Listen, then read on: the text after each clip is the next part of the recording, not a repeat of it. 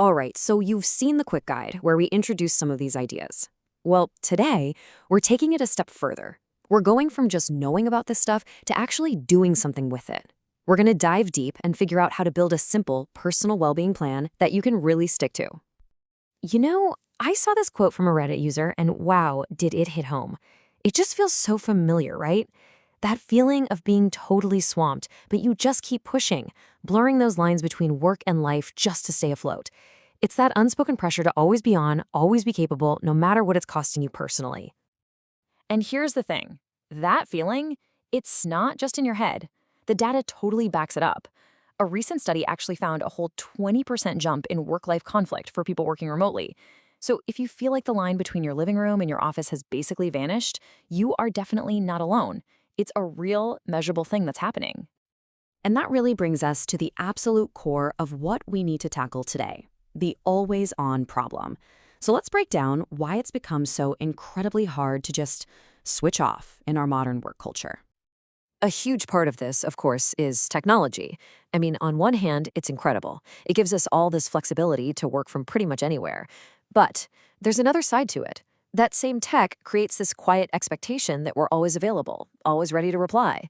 And slowly but surely, that clear boundary between your work life and your personal life just kind of melts away.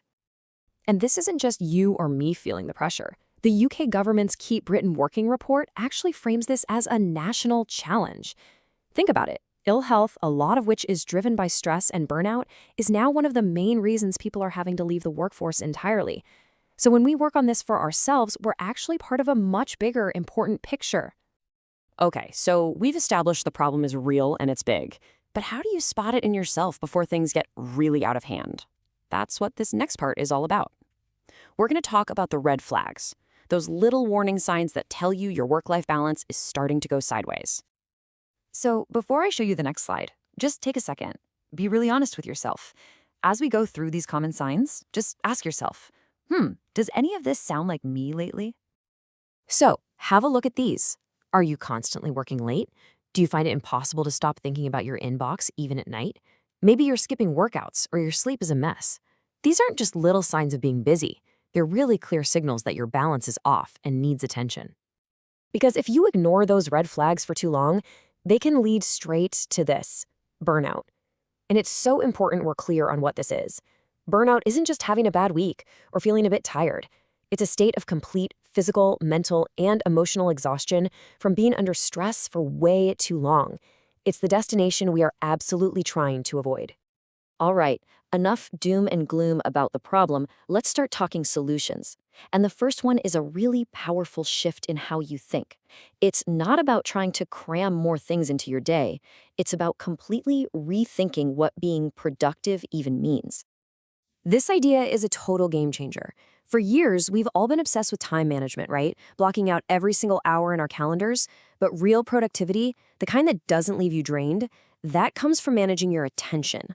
It's about protecting your focus for what really matters, so the hours you do work are super effective and the hours you're off are actually restful. So how do you actually do that? Here is a brilliant, super practical tool you can literally start using today, the Pomodoro technique. It could not be simpler.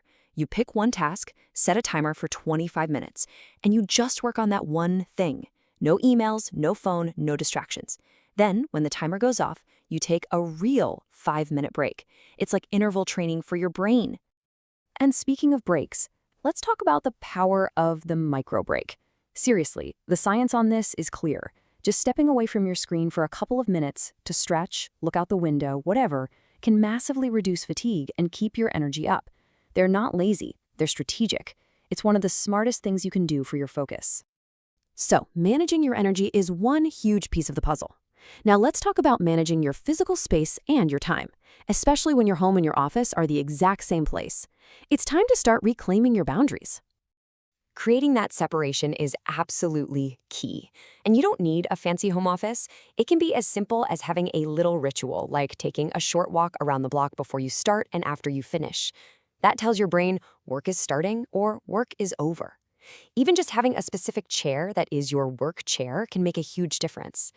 And honestly, the most important one, when your workday is done, be done. Log out. Silence the notifications. Protect your peace. And this whole boundary thing really extends to our holidays too. Get ready for this number because it's pretty wild. One survey found that nearly 70%, that's almost 3 out of every 4 people, admit to working while they're on vacation. It just shows how bad we are at truly disconnecting. Remember, taking time off only really works if you actually take the time off. Okay, so these personal strategies are fantastic, but they become so much more powerful when you remember you're not doing this all on your own. So the final piece of this puzzle is knowing exactly what support you have available right here and how to use it. This is your well-being toolkit. This quote from Vitality UK really just hits the nail on the head.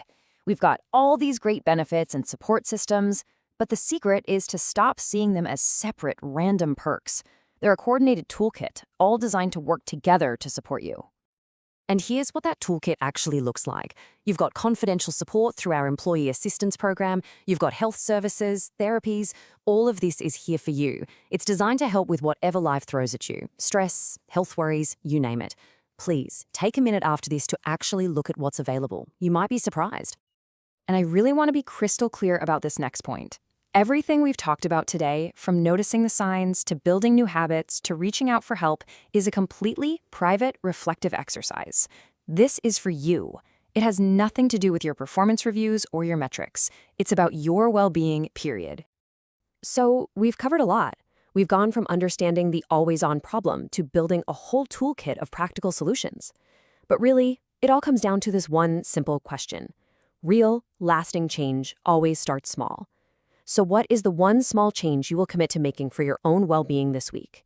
Whatever you choose, just know it's a really powerful and important first step.